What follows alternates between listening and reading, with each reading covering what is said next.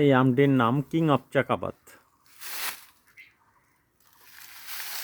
এটা পাকতে এখনও 3 থেকে 4 মাস বা তারও অধিক সময় লাগবে। এটা 1 কেজিরও বেশি ওজন হয়ে থাকে, ক্ষেত্র বিশেষে আরও বেশি হয়।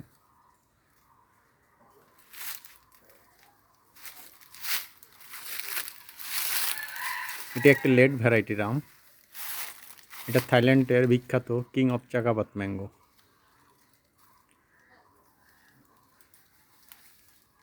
আম বিলাসী বা বাগান বিলাসী মানুষের জন্য এটা অত্যন্ত আকর্ষণীয় একটা আমের গাছ। এর বিয়ারিং অত্যন্ত ভালো, প্রচুর ফলে এবং প্রতি বছরই ফলে।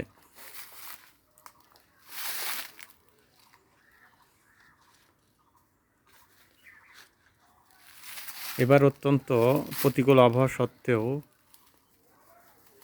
অন্য কোনো আম না থাকলেও এই আমটা এবার আমার গাছে প্রচুর ধরেছে।